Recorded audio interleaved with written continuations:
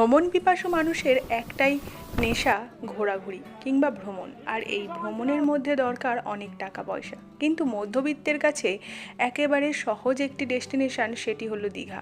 প্রতিটা মানুষ ছুটি পেলে বা দুদিনের ছুটিতেই ঘুরে আসতে চায় এই দীঘাতে।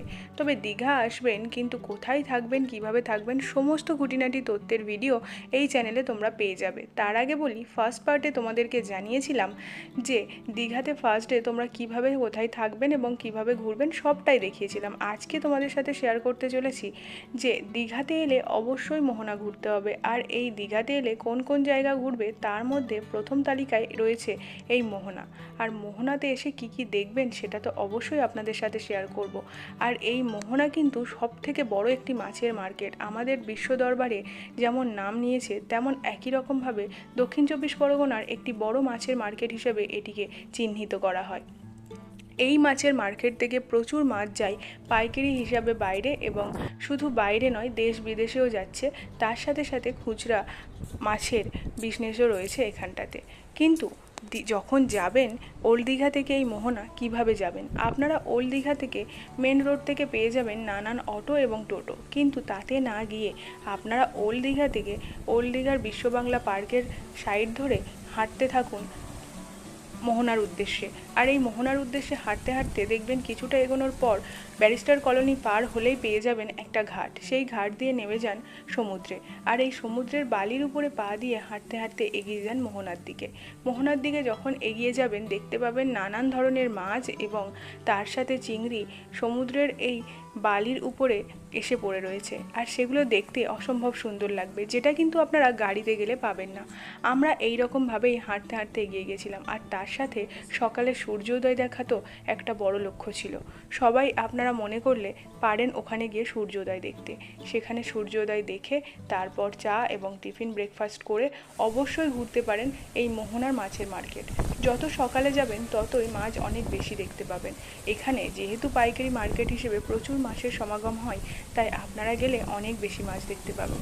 এর মধ্যে আমরা হাঁটতে হাঁটতে যেতে যেতে একটু এগিয়ে যাওয়ার পর একটা নৌকা ছিল, সেখানেই আমরা একটু ফটোশ্যুট করে নিয়েছিলাম।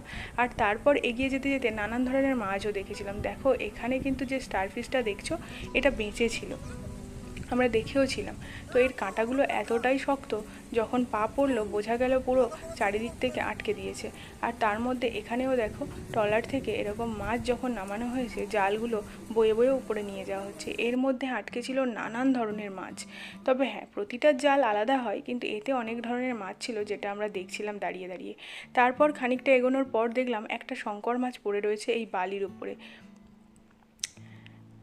এটা দেখার পর আমরা বুঝলাম এখানে নানান ধরনের মাছ তো পাওয়াই যায়। আর তার সাথে নদীর এই সমুদ্র সৈকতের এই ধারে যখন মাছগুলো দেখছিলাম, মনটা অনেক বেশি ভালো হয়ে যাচ্ছিল, কারণ এমন দৃশ্য তো আর আমাদের কলকাতাতে দেখা হয় না। তো যাই হোক, এরকমভাবে দেখতে দেখতে আরও খানিকটা এগিয়ে এসে একটা চিংড়ির সাথে বেশ কিছুক্ষণ খেলা হলো। চিংড়িটা দেখো একেবারেই জ্যান্ত রয়েছে। আর এই বেঁচে থাকা চিংড়িটা বেশ ম্যাজিকও দেখাচ্ছিল, কিছু কিছু সময় জিমনাস্টিক করছিল, সেটাও বলতে পারো। তো আমরা এটাও এই ফটোশ্যুটের মধ্যে একেবারেই বাদ দিয়ে দিই, আপনাদের সাথে শেয়ার করার জন্য আরও একবার তুলে ধরলাম। বেশ কিছুক্ষণ এইভাবেই আবার হাঁটতে হাঁটতে এগিয়ে গেলাম। এই নোনা জলে পা ডুবিয়ে হাঁটতে বেশ ভালো লাগছিল, মনে হচ্ছিল শরীরের অনেক এনার্জি বাড়ছে। আর তার সাথে সাথে এরকম নতুন নতুন দৃশ্য দেখে আমাদেরও অনেক বেশি ভালো লাগছিল আর মন ছুঁয়ে যাচ্ছিল। দেখো, এই যে মাছটা দেখছো, এটার নাম ব্যাং মাছ। এটা কিন্তু আমরা এই নামটা সংগ্রহ করেছি দীঘার অ্যাকোরিয়াম থেকে, সেটার ব্লগও তোমাদের সাথে শেয়ার করব। দীঘার অ্যাকোরিয়ামে রয়েছে নানান ধরনের মাছ, সেখানে আপনারা গেলে অনেক কিছু জানতেও পারবেন, শিখতেও পারবেন। অবশেষে পৌঁছে গেলাম দীঘার মোহনাতে। এই দীঘার মোহনাতে এটা কিন্তু ভিউ পয়েন্ট, আপনারা সামনে গিয়ে সূর্যোদয়ও দেখতে পারেন, সাথে বেশ কিছুক্ষণ এই সমুদ্রের জল নিয়ে একটু এনজয়ও করতে পারেন।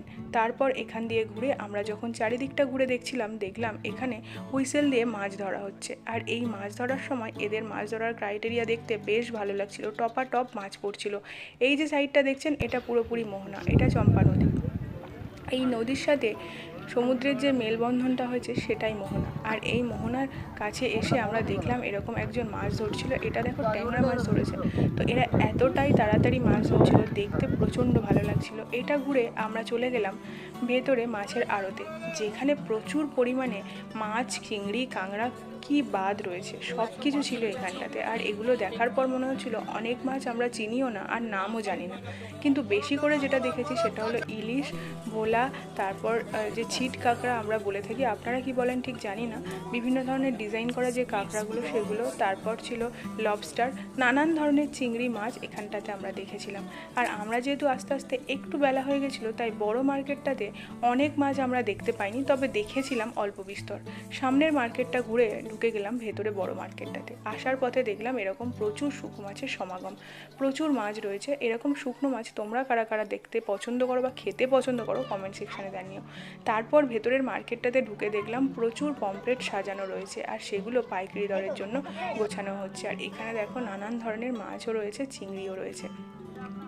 তো এইরকমভাবে যদি আপনারা বলেন যে মোহনাতে দেখার কী আছে, তাহলে বলবো অজানাকে জানার অনেক রকম জীব এখানে রয়েছে। তো অবশ্যই একবার এসো এই মোহনাতে। আর কীভাবে আসবেন সেটা তো বললাম, ওল্ড দীঘাতে থাকলে গাড়িতে একদমই নয়। তো আজকের ব্লগ এটুকুই, ভালো লেগে থাকলে লাইক শেয়ার কমেন্ট।